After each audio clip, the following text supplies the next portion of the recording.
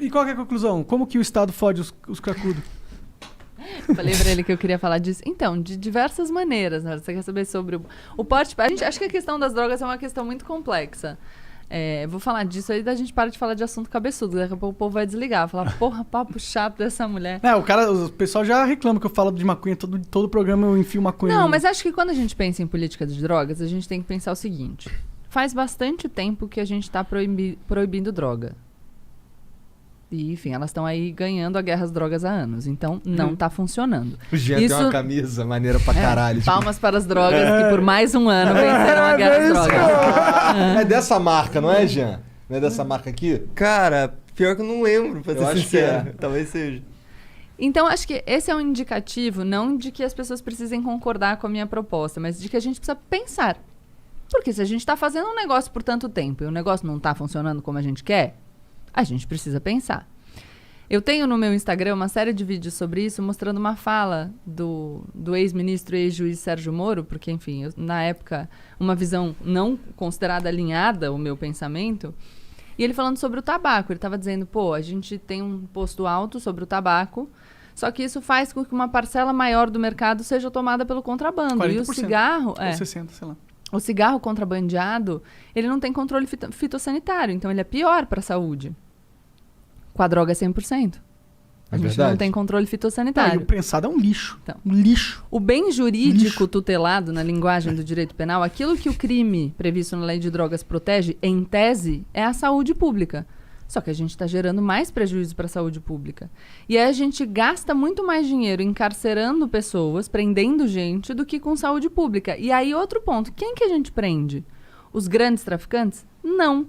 Porque eu queria trazer um livro, aliás, eu não achei em casa, o Sentenciando o Tráfico, do juiz Marcelo Semer, e ele vai mostrar que uma pequena parte das prisões é decorrente de investigação. O resto é policial militar na rua, prisão em flagrante. Você pega um cara jovem, primário, coloca na cadeia, cumprindo pena, e aí, enfim, ele acaba integrando uma das facções criminosas. Aqui tem o livro A Guerra, do Bruno Paes Manso, A Ascensão do PCC, fala um pouco disso. E você perde essa pessoa. Então, você, achando que você está combatendo violência, você acaba produzindo mais violência. É um contrassenso à política. Você dá material humano pro tráfico. Exatamente. Né? Porque o cara vai pra cadeia, já tem a ficha suja. Então, a questão é, a gente precisa pensar. Outra coisa, tempo de polícia. O uso de drogas segue sendo crime. Tá? Ele não é punido com pena de prisão, mas... Já fui algemado, já fui pra cadeia. E você tem que assinar o termo circunstanciado, né? O Igor foi lá na DENARC comigo, porque a gente, né... Pior que é, e estamos sendo investigados pelo DENARC. Estão sendo investigados? Por quê? Porque a gente fuma tabaco orgânico. Dele.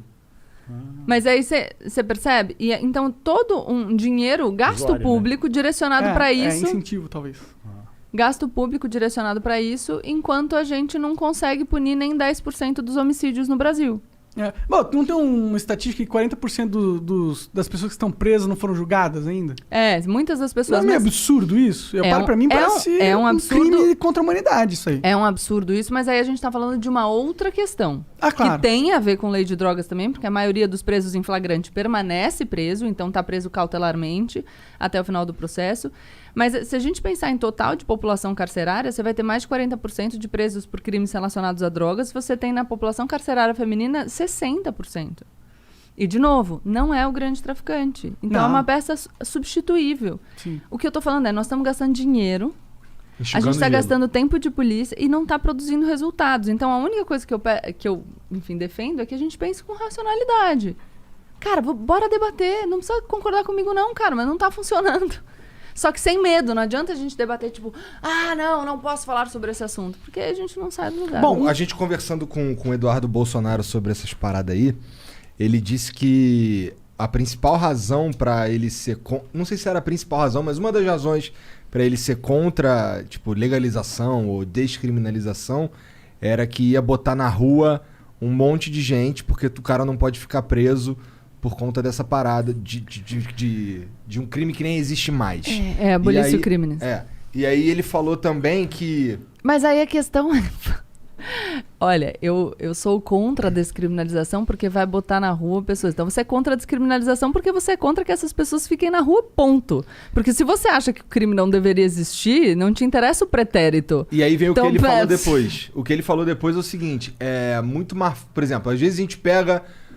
Não tô falando que eu concordo, beleza? Tô Tá, relatando. Ele disse que às vezes a gente pega um cara que cometeu outros crimes e a gente consegue prender ele porque ele tava com droga. E aí a gente consegue botar ele na cadeia. Então, às Caralho, vezes... mas... Não, desculpa, o cara tá falando, o Estado é ineficiente e não consegue fazer o que a gente tem que fazer, então a gente precisa dar um jeitinho, um jeitinho que a gente... Cara, pô, mas aí, desculpa, gente. A falha do argumento tá nele mesmo, nos dois. Não faz nenhum sentido. Então, mas aí a gente foi conversando sobre isso um tempo e não avançamos. Mas... Que bom. É que não vai mudar a ideia do Eduardo Bolsonaro sobre drogas ao vivo num programa, né? Mas é importante a gente poder debater para as pessoas que estão escutando. Eu acho. Ô, Eduardo, talvez eu tenha falado merda, mas foi isso que eu me lembro. Mas é muito complexo o assunto, né, cara? O foda é a galera, tipo, jogar qualquer coisa de orelhada sem estudar a fundo, porque é um assunto delicado demais, né? Mexe com a vida das pessoas. E outra, você não precisa dar um passo gigante. Eu aceito pequenos passos. Primeiro é uma Você coisa. não precisa... Não, e você não precisa descriminalizar. A gente não conseguiu ainda nem julgar o recurso que está no Supremo para descriminalizar a conduta de porte para uso pessoal. Então tem muito a percorrer. Pode e aí, crer. se a gente vai falando de mercado de cannabis agora, um mercado que se apresenta como muito promissor. Vocês estavam falando de investimento em poupança. A gente está falando dessa corrida, o green, né? Que é a corrida por esse tipo de mercado. E a gente vai ficar para trás de novo. E o Brasil é um lugar excelente pra produzir esse tipo de Pô, coisa. aqui tem sol pra caralho, né? Eu nem Nem conheço tantos dados de, enfim, como muito seria a sol. produção aqui. Mas de qualquer maneira... Não, a gente tem muito chão e essa porra nasce em qualquer lugar. Assim, eu nem fumo maconha. Mas eu acho uma burrice fudida várias coisas, sabe?